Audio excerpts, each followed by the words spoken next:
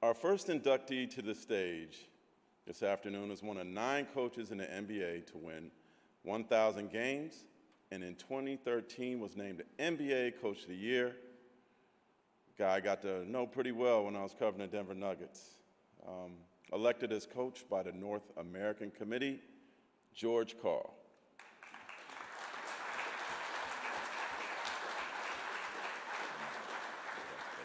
Thank you, Mark. Hey, Coach, how you doing? Oh, this is nice. You can't see very well out there, but a lot of people. Yeah, you got a few people out there. Yeah. Coach, when I was covering you, there were not many days went by where you didn't let me know you went to the University of North Carolina. Very proud Tar Heel. You also were coached by Dean Smith. What were the best lessons that Coach Smith gave you?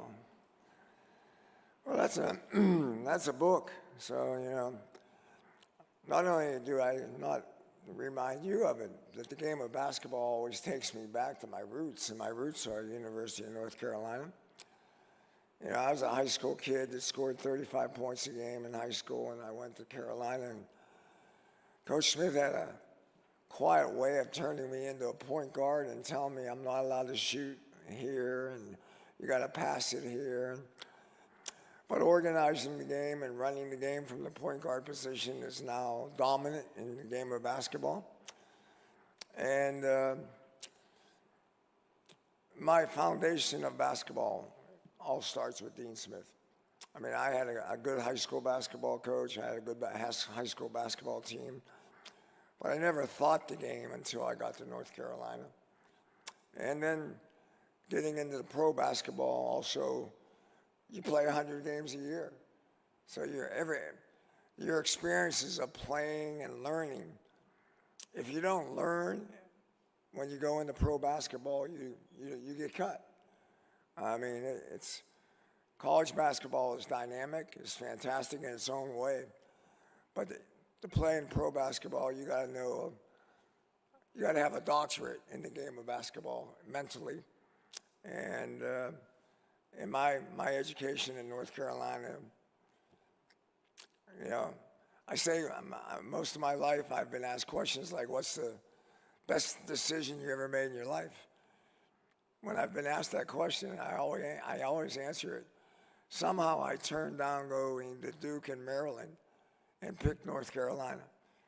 And I really believe that. I mean, my mentorship, my friendship, my connection to the fraternity of North Carolina basketball is in my life. Maybe not now on a daily basis, but it's in my life pretty much, almost on at least a weekly basis and maybe even more.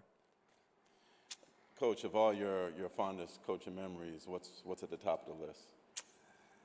You know, over the summer I've run into reflecting back. Probably the most fun is going to the NBA Finals.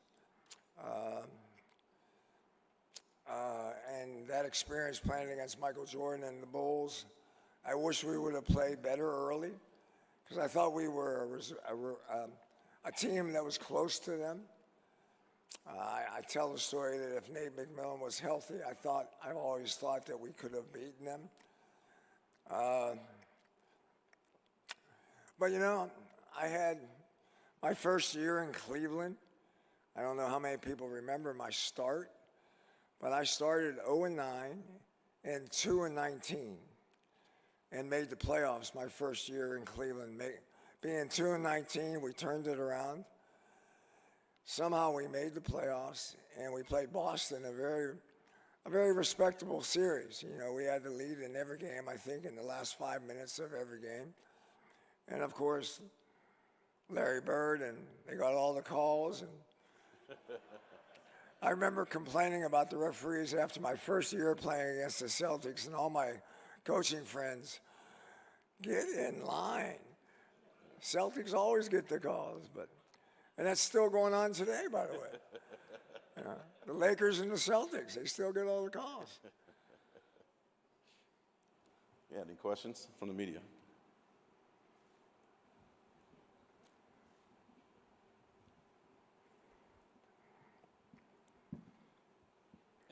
Hi, Mr. George. My name is Leo Montero. I'm from ESPN Latin America, and it's a pleasure to ask you something. It could be 2-on-1. If you dream about this moment for yourself, and what NBA team do you like to watch today? Oh, that fluctuates. I mean, about 5, 6 years ago, the guy I kind of like the underdogs and teams that, I coach mostly small market teams, and because of it, I probably root for small market teams more. I was elated that Milwaukee won the championship, and 5, 6 years ago, the player I liked was Giannis. The team I'm kind of infatuated with right now is Memphis. I just think Memphis with Morant, and I like their makeup of their team, and they're kind of gritty. They're kind of an angry bunch of little guys that they like the underdog role. But we're in that stage of summer talk because everybody's going to win. There's about 30 teams out of 30 think they're going to win an NBA championship. And that'll take about 25 games into the season before we realize that probably 5 or 6 teams are going to win the NBA championship. I don't know why I gravitate to the small markets. My career started with the San Antonio Spurs. I'm still very loyal to the Spurs in many, many ways.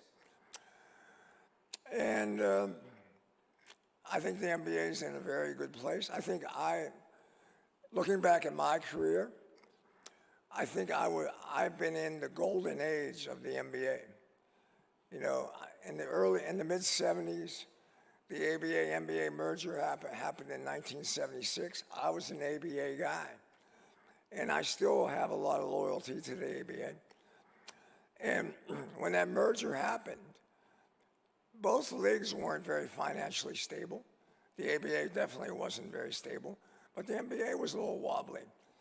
But since 1978, we've gotten Larry Bird and Magic Johnson and David Stern, and the league has blown up to be did we ever think it was going to be a multi-billion-dollar business?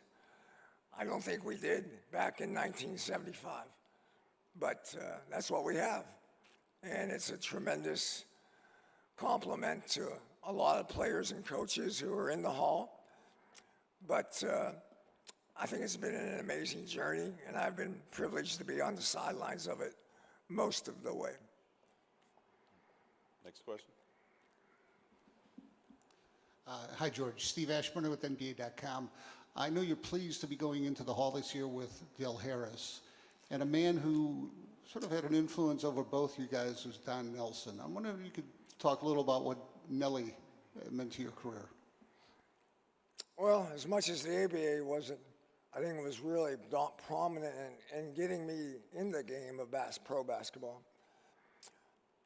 I have no idea why Nelly put me under his wing. I was in Great Falls, Montana.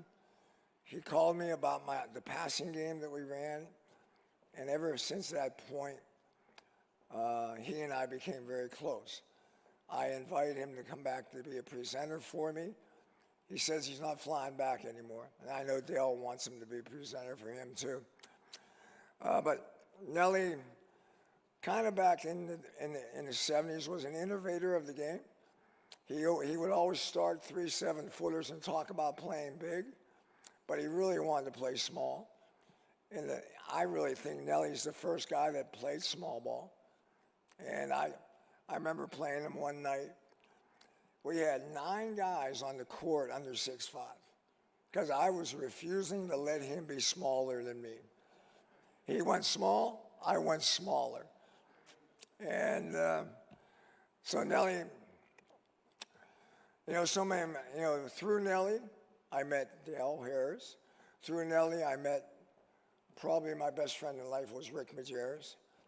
And I had these I had all these mentors that knew so much more about the game of basketball than I did. And I loved being around them just to steal. I mean, there's not much in basketball that I have not stolen from somebody. And Don Nelson is probably on top of that list, as is Del Harris. and a lot of great coaches in the NBA.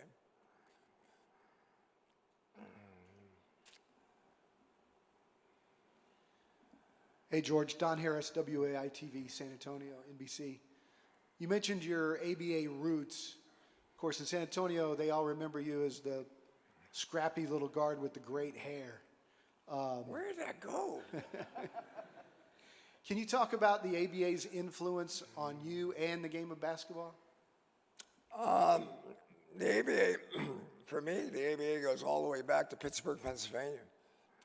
I was a senior in high school when Connie Hawkins won I was a sophomore in high school when Connie Hawkins won the ABA championship.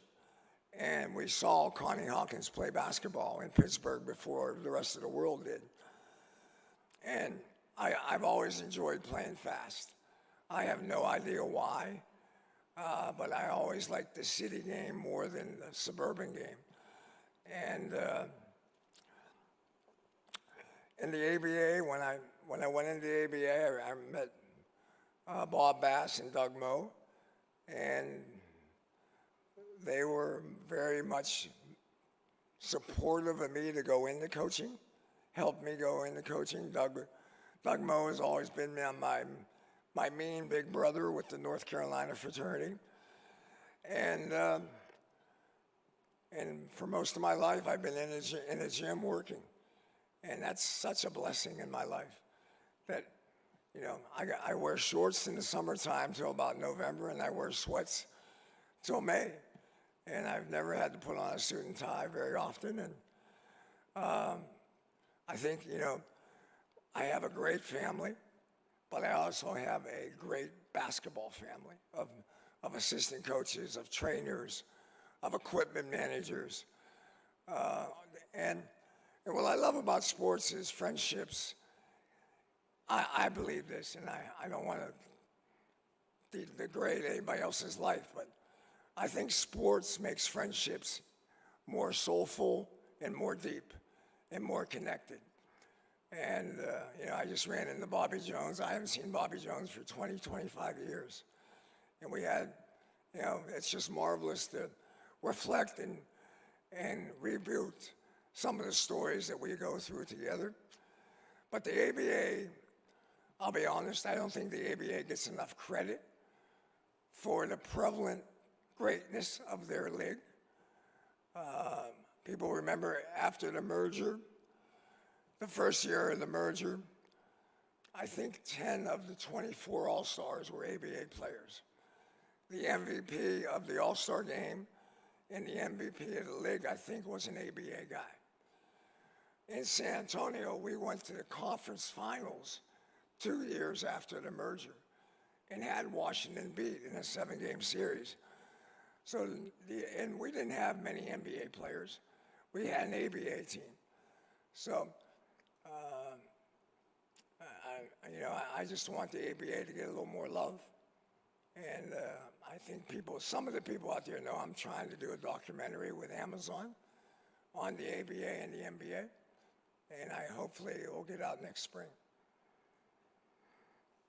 And last question.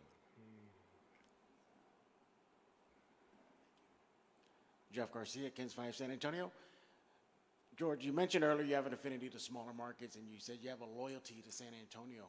Can you explain why you have such a strong loyalty to the Spurs? Baseline bums. You know, I remember driving. I was in Chapel Hill when I was told by my agent that I was going to sign a contract in San Antonio.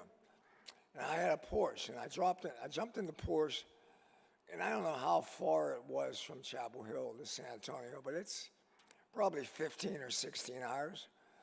I drove straight through, and I remember driving up to the La Quinta at the airport and pulling in. And back then we had roommates, and my roommate was Kobe Dietrich, and Kobe and I are still best friends today. I named my son after Kobe Dietrich, not Kobe. Everybody thinks I named him after Kobe Bryant. No, I named him after Kobe Dietrich, and we were kind of the original Spurs. And we fell in love with the city. San Antonio at that time, was really a small market. And somehow, some way, Angela Drosos and Red McCombs made it work. And gradually we got better. They spent money on getting great players like Gervin. We bought Gervin, and I think we made a trade for Billy Pultz. And then we had a guy named James Silas already on our team who was the one sadness about my ABA days is the greatness of James Silas and Jimmy Jones will never be known in the NBA because they both got hurt before they got to the NBA. But the two best guards I ever played against were James Silas and James Jones. Jimmy Jones at Utah. But, again, I think the ABA, now the way the game is played, and really the way the game is managed, there's a lot of ABA to it. Halftime entertainment, cheerleaders, the All-Star game, the dynamic gala that the NBA does at the All-Star game. They were doing that in Denver before the NBA did it. So I'm an ABA guy. And we have a bunch of guys in Denver that are all ABA guys that get together about once every 6 weeks, have some pizza and talk basketball, complain a little bit. And I was really happy that the NBA gave the money they gave to the pension of the ABA about a month ago, because there are a lot of guys that need that money. They really do. There's about 130 ABA veterans still alive today, and a lot of them aren't doing that well. And I really thought the NBA I really was happy when they did that in a lot of ways. Thank you, Coach. Thank you, guys.